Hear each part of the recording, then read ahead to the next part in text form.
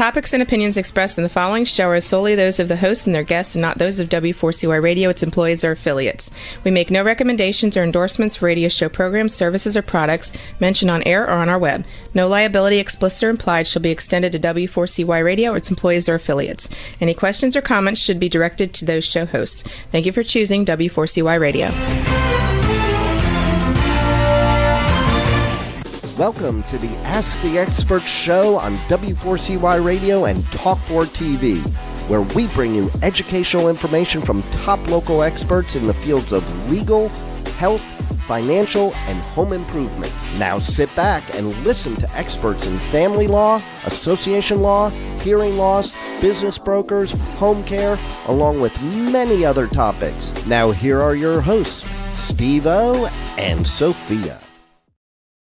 Hey, good afternoon, Dallas-Fort Worth. Welcome to another Ask the Expert show, where we bring you the finest experts in the field of legal, health, financial, and home improvement.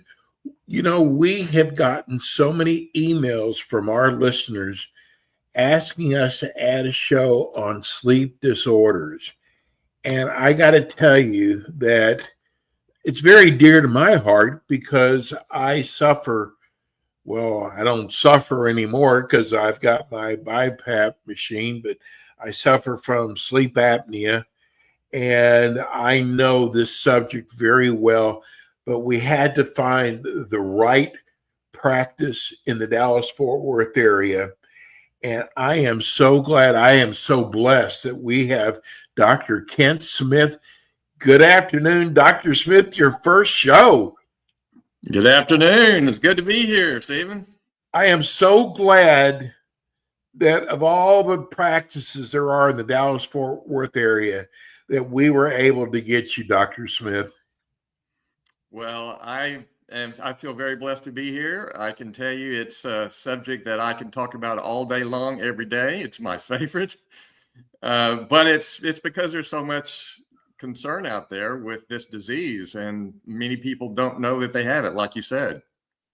You know, Dr. Smith, tell people, because I have been trying to get Dr. Smith for years, and I remember when he had one office.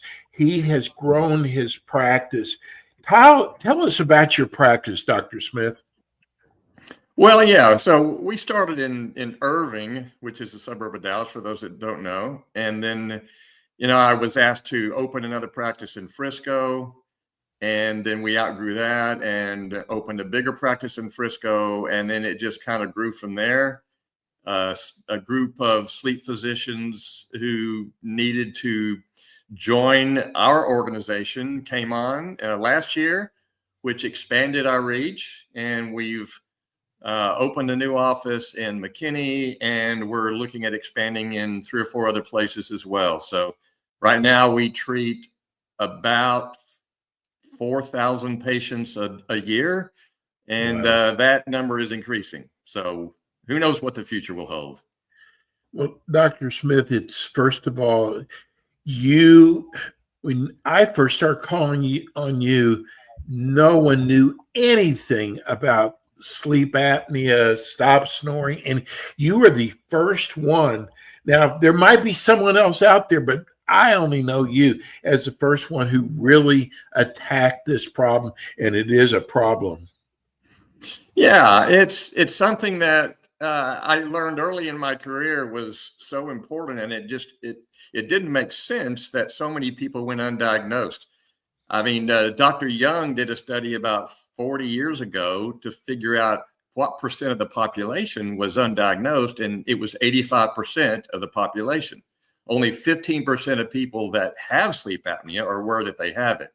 So then he did another study 30 years later, same percentage, 85% still don't know they have it. So we haven't done a good job all these years of educating the public. So we're starting to get text in already. This is from Frisco, Ann in Frisco. I was one of the people who've been writing you to add a show like this. I am so glad. My husband suffers from sleep apnea, but my question is for Dr. Smith Is there a difference between sleep apnea and sleep disorders, or are they the same? Well, sleep disorders constitutes an entire bevy of different diseases like sleep apnea. Sleep apnea is a sleep disorder, but a sleep disorder isn't necessarily sleep apnea, because a sleep disorder could include sleepwalking, sleep talking, narcolepsy, idiopathic hypersomnia. There's lots of diseases under the word sleep disorder. So I hope that answers the question. But that's sleep apnea is a smaller part. However, it's the most dangerous disease among the full list of sleep disorders. This question from Plano, Texas. I can't believe first show we're already getting all these texts in. Dr. Smith, since you're an authority, how do I convince my husband he snores? I tell him all the time and he denies it. I remember those days, Dr. Smith. Yeah, you have to make sure he has good life insurance. And then you let him know that, hey, I mean, it's okay if you die, because with life insurance, I'll be taken care of.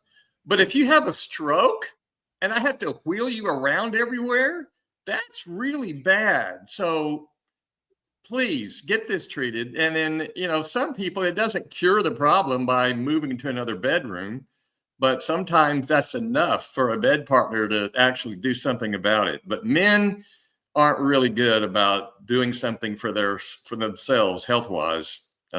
Women usually are the ones that somehow have to encourage them to go in and see a doctor.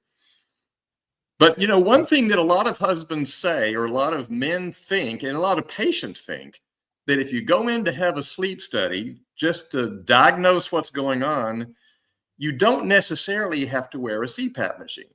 Now, that it's a very life-changing thing to do. You feel much better, obviously, wearing your BiPAP machine. More rested. When you don't. Right, more rested, yeah. But there are other options for patients who do have sleep apnea. So some people say they don't want to go have a study because they're going to have to wear one of those machines. That's not true. Wow. I've got so many questions here for you, but we're getting so many texts in. I'm so glad you've finally brought this show on. You have needed this show on Ask the Experts.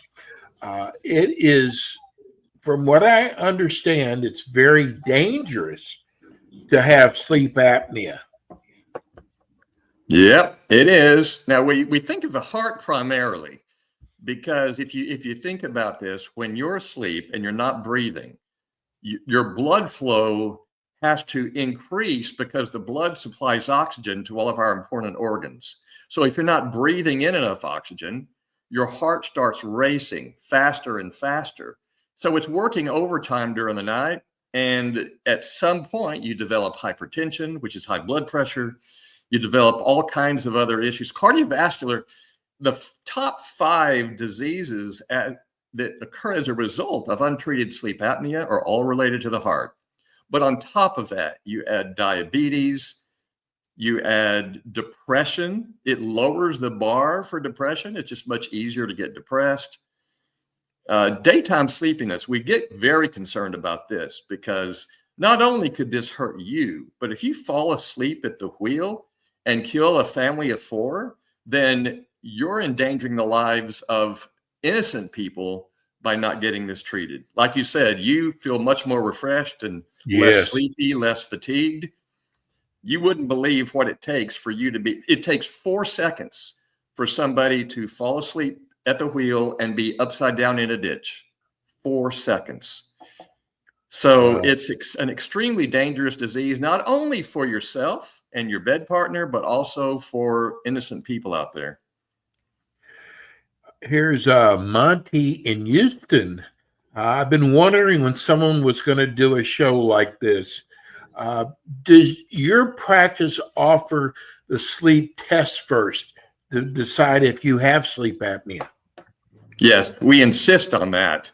Anytime you have any health problem, has to have a diagnosis. You're not going to go into a doctor and say, hey, I think I have high blood pressure. Can you prescribe me some medicine? They're going to take your blood pressure first. So yes, we always prescribe a study, which is done in the comfort of your own home now. I mean, these sleep studies have come so far technologically. That's wonderful. They can be done in your home, and many of them now are even disposable. You do the study, you throw it away. We electronically get the data sent to us, and we know exactly what's going on with your sleep. Dr. Smith, I can ask you this. Why do we sleep? Well, yeah, if you ask 10 different sleep physicians, you'll probably get about 10 different answers there.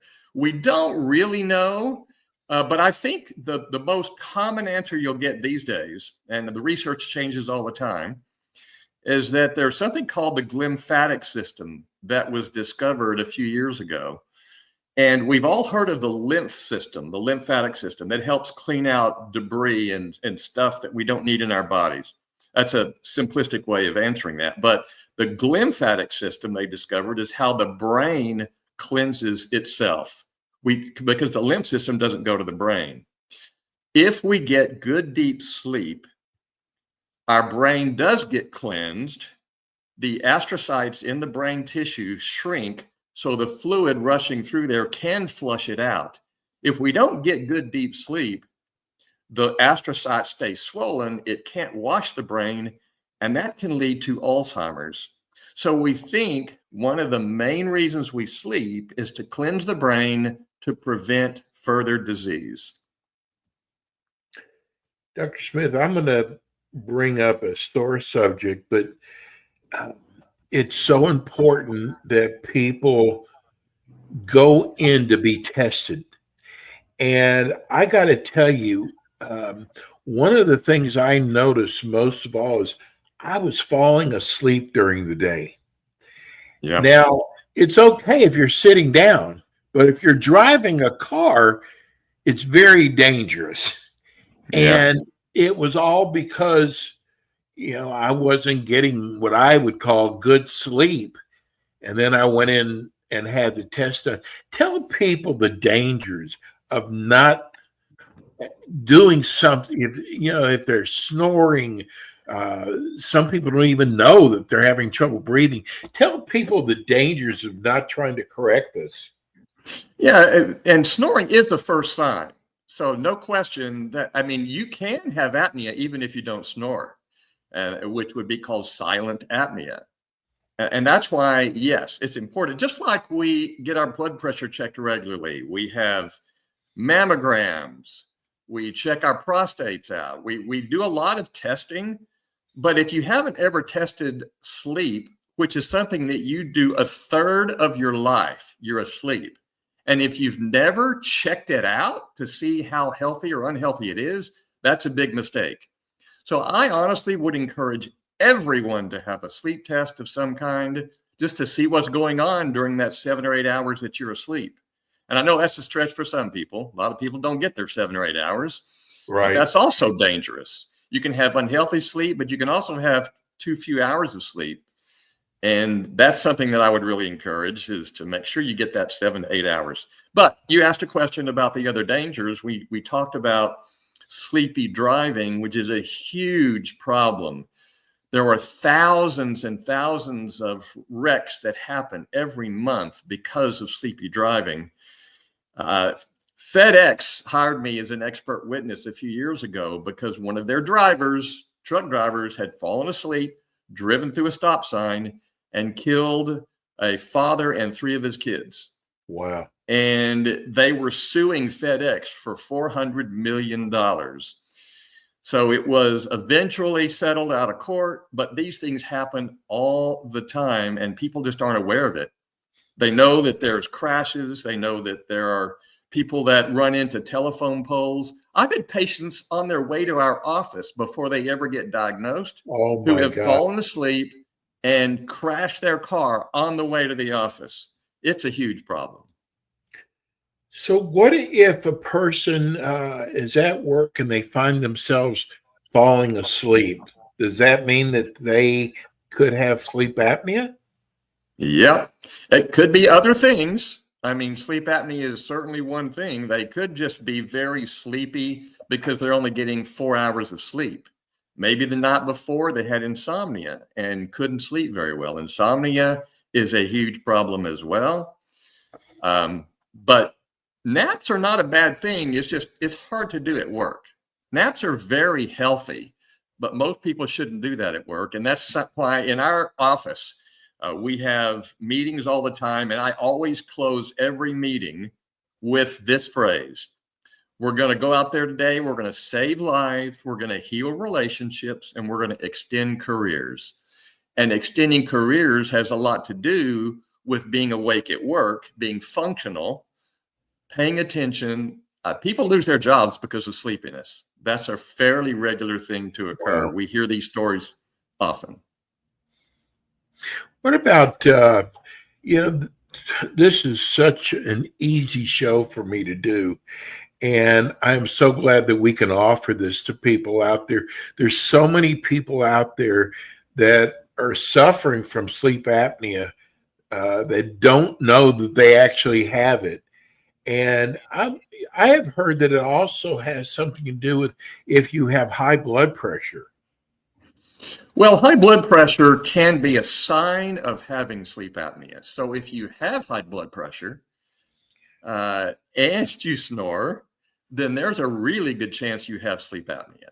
Now, you can have hypertension, high blood pressure for other reasons, but yes, it is a sign, or it is a result, a side effect of having untreated sleep apnea. And we find patients, once they get treated, sometimes they can get off their blood pressure medication. Wow, that's amazing. What does unhealthy sleep look like, Dr. Smith?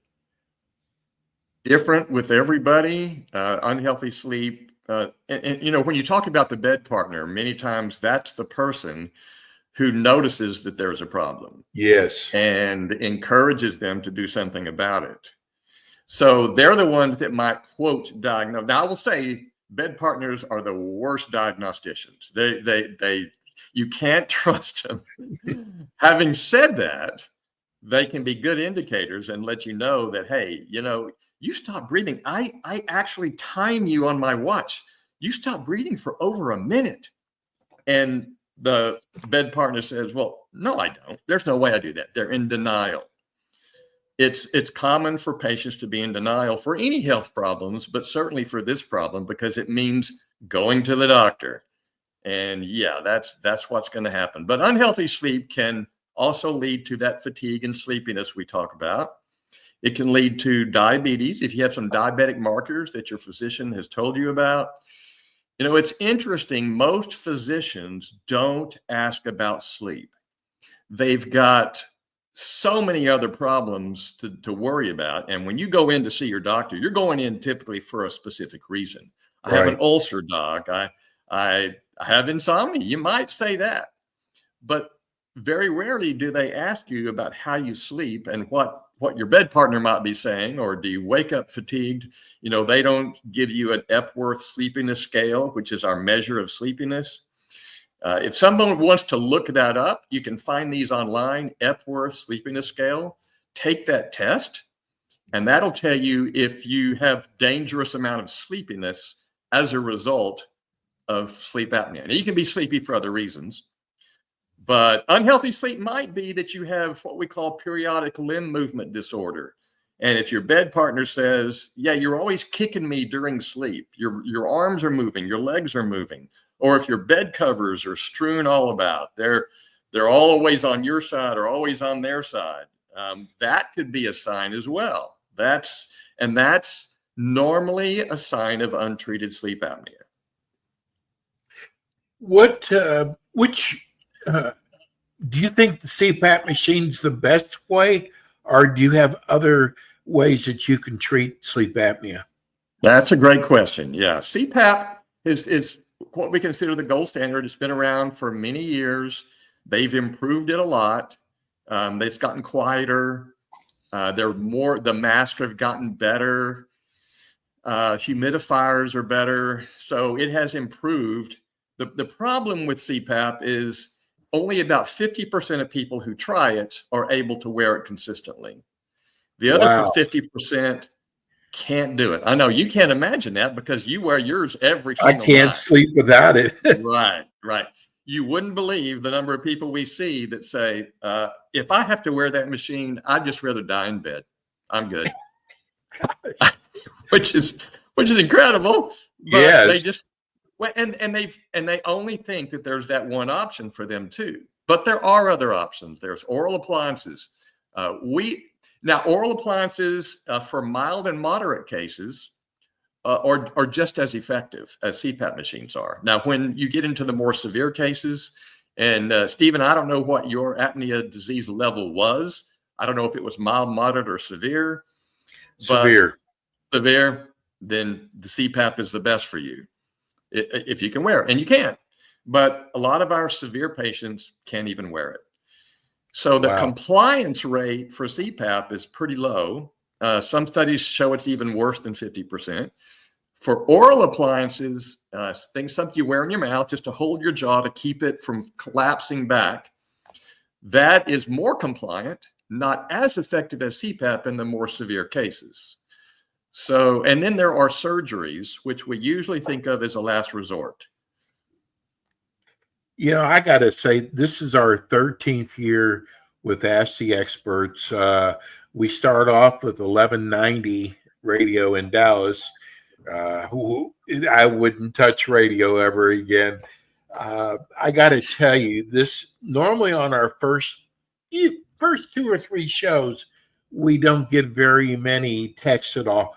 Your show, there's still 1, 2, 3, 4, 5, 9 people still waiting. The show, I told you, goes by very fast. Tell people how they can call your office to make an appointment. Yeah, the number is it's scrolling on your screen there, 844-409-4657. And we have locations all around the Metroplex, so there's probably one convenient for you.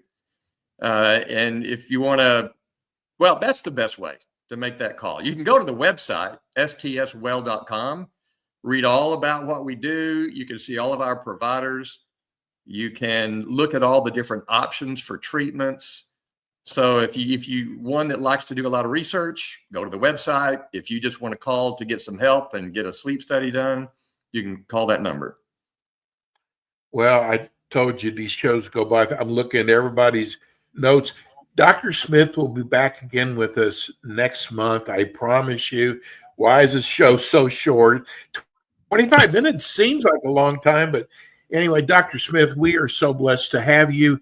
I'm so glad you'll be back with us every month because I know this is such an important topic. Thanks again. We'll see you again next month. Thank you. My pleasure. It's, Dr. Ken Smith. Listen, I have known about Dr. Smith for a long time. He is one of the finest.